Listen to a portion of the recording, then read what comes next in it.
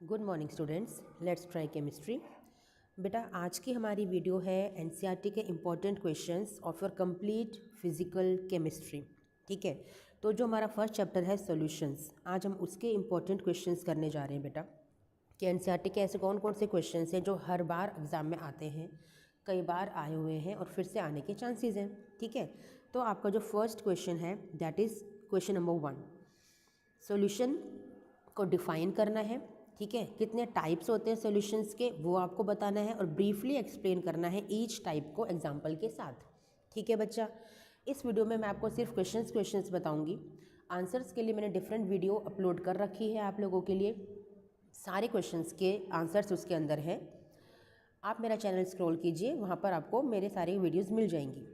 फिर भी अगर आपको जो इंपॉर्टेंट क्वेश्चंस हैं जो मैं आज आपको बताने जा रही हूँ, अगर आपको उनके ही आंसर्स चाहिए तो प्लीज़ मुझे कमेंट बॉक्स में कमेंट कीजिएगा, मैं आपके लिए सेपरेट वीडियो क्रिएट कर दूँगी। ठीक है, क्वेश्चन नंबर 3 है आपके लिए, डिफाइन द फॉलोइंग टर्म्स। इनकी डेफिनेशन एग्जाम में पूछ ली जाती है बेटा।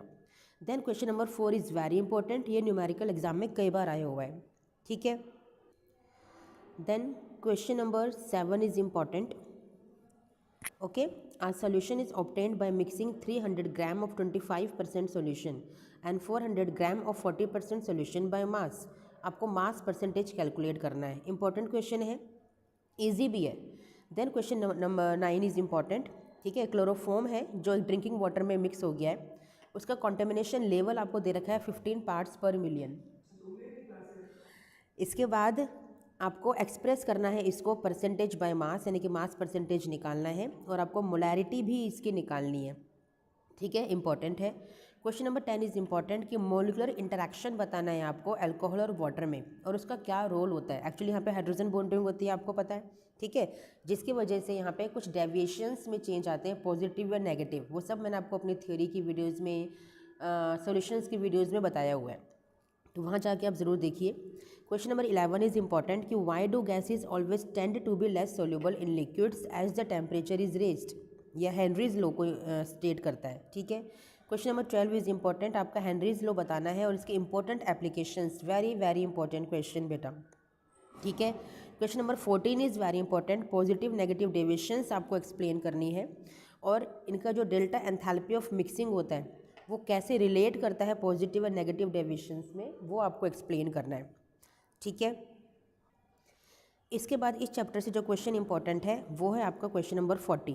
ठीक है, जो कि एक आई के लिए यानी कि वेंटो फैक्टर को रिलेट करता है। तो इस तरह के क्वेश्चंस एग्जाम में देखे जाते हैं। ठीक है, चलिए चलते हैं नेक्स्ट चैप्टर पे। नेक्स्ट चैप्टर है इलेक्ट्रोकेमिस्ट्री। इसका क्वेश्चन नंबर 1 बहुत इंपॉर्टेंट है कि आपको डिस्प्लेस का ऑर्डर बताना है अपने सॉल्यूशन से इन एलिमेंट्स के लिए, जो कि आपका एक टेबल दी होती है आपके एनसीईआरटी के अंदर रिडक्शन पोटेंशियल की, वहाँ से आप बताते हो। Question number 2 is again important, आपको रिड्यूसिंग पावर में अरेंज करना है। जो जितना स्ट्रॉन्ग रिड्यूसिंग एजेंट होता है उतना ही लीस्ट रिड्यूसिंग पावर वो रखता है। ठीक है, क्वेश्चन नंबर 3 इज़ इंपॉर्टेंट, कई बार एग्जाम में आया हुआ है। कौन सा इलेक्ट्रोड नेगेटिवली चार्ज्ड है? एनोड है, जो कि जिंक इलेक्ट्रोड है। ठीक है, करंट के कैरियर्स कौन होते हैं? इलेक्ट्रॉन्स होते हैं। इंडिविजुअल रिएक्शन आपको लिखनी मैंने सिखाई है एनोड की और कैथोड की, तो वो आपको यहाँ पे लिखनी है। क्वेश्चन नंबर 4 इज़ इंपॉर्टेंट, आपको डेल्टा जी नॉट और इक्विलिब्रियम कांस्टेंट कैलकुलेट करना है। फॉर्मूलाज आपको बताए हुए हैं, वहाँ से आप कीजिएगा। Question number 5 is important, Nernst equation और ईएमएफ कैलकुलेट करना है। ठीक है, नर्स्ट इक्वेशन को लिखते हुए आपको ईएमएफ को कैलकुलेट करना है, बहुत इंपॉर्टेंट क्वेश्चन है। इसके बाद क्वेश्चन नंबर 7 इंपॉर्टेंट है, कंडक्टिविटी, मोलर कंडक्टिविटी को डिफाइन करना है और वेरिएशन भी बताना है कॉन्सेंट्रेशन के साथ। Very important question. Then question number 12 की तरह के जो क्वेश्चंस होते हैं बहुत इंपॉर्टेंट होते हैं। कितना चार्ज रिक्वायर्ड है, ठीक है, वो आपको बताना है, जो कि फैराडे की टर्म्स में हम लोग निकालते हैं। ठीक है, रिएक्शन लिखोगे, कितने इलेक्ट्रॉन्स का ट्रांसफ़र हो रहा है उतने ही फैराडे होते हैं। ठीक है, उसको 96500 से हम लोग मल्टीप्लाई कर देते हैं तो पता चल जाता है कितना चार्ज। ठीक है, Q is equal to IT का फॉर्मूला होता है, वहाँ से भी हम कैलकुलेट करते हैं। सारे सॉल्यूशंस मैंने आपको दे रखे हैं बेटा। ठीक है, क्वेश्चन नंबर 13 इज़ इंपॉर्टेंट। ठीक है, question number 14 is important. Okay, then question number 17 is very very very important, आपको फिजिबल रिएक्शन बतानी है। इसके लिए आपको जो ई नॉट सेल की वैल्यू होती है वो निकालनी पड़ती है by using the formula E naught cathode minus E naught anode, और वहाँ से जब ई नॉट सेल की वैल्यू पॉजिटिव आती है तो वो रिएक्शन फिजिबल होती है। अगर नेगेटिव वैल्यू आएगी तो वो फिजिबल नहीं होगी। ठीक है। Then question number 18 is very important. आपको प्रोडक्ट बताने हैं इलेक्ट्रोलाइसिस के। ये पूरी वीडियो मैंने बनाई हुई है आपके लिए, बहुत अच्छी वीडियो मैंने बनाई है कि किस किस एलिमेंट के किस किस इलेक्ट्रोड पर होने से, यानी कौन से आयन्स होंगे किस इलेक्ट्रोड पे होंगे, इनर्ट पे होंगे या फिर आपके वर्किंग इलेक्ट्रोड होंगे, किस पे होंगे, सब पूरी वीडियो मैंने बनाई हुई है। सॉल्यूशंस के लिए भी अलग से वीडियो बनाई हुई है, तो please go through all those videos to master this chapter. Okay.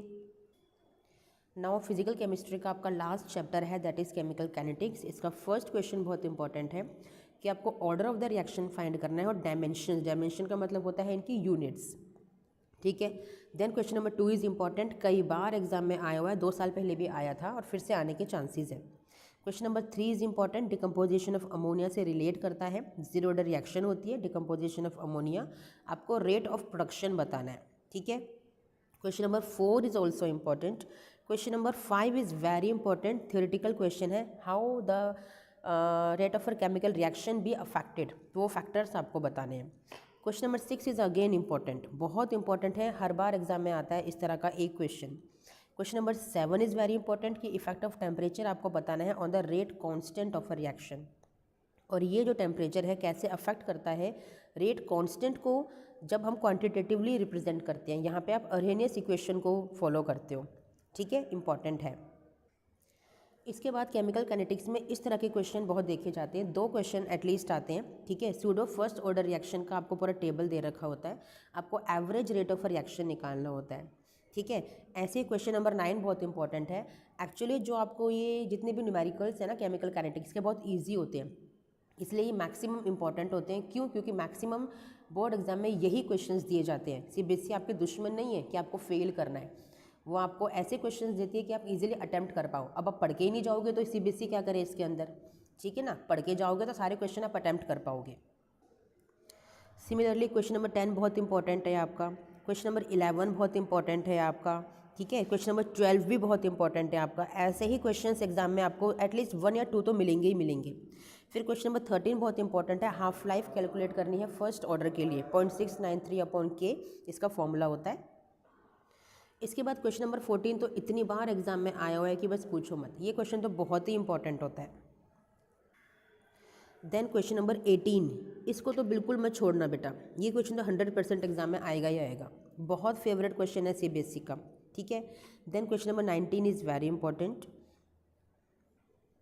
Then question number 26 is very important, क्योंकि ये बच्चों को कंफ्यूज करता है। यहाँ से ना आपको रिलेट करना होता है, यहीं से कंपैरिजन करके आपको वैल्यूज़ निकालनी होती है। बहुत इंपॉर्टेंट क्वेश्चन है, जैसे कि 27 भी इसी तरह का क्वेश्चन है, ये भी इंपॉर्टेंट है, एग्जाम में बिल्कुल आने वाला है ऐसा एक क्वेश्चन। तो ये थे बच्चा आपके तीनों चैप्टर्स, यानी कि फिजिकल केमिस्ट्री के तीनों चैप्टर्स के most important NCERT exercise questions. Please इनको स्किप करने की गलती मत कीजिएगा। अगर आपको उनको सॉल्यूशंस चाहिए तो मेरी प्रीवियस वीडियो अपलोडेड है, अब वो देख लीजिए। अगर आपको लिंक चाहिए तो मुझे प्लीज़ कमेंट बॉक्स में कमेंट कीजिए। अगर आपको इन्हीं क्वेश्चंस की सेपरेट वीडियो चाहिए तो मुझे कमेंट बॉक्स में कमेंट करें। ठीक है, चलिए मिलते हैं नेक्स्ट वीडियो में। टिल देन थैंक यू बच्चा, बाय।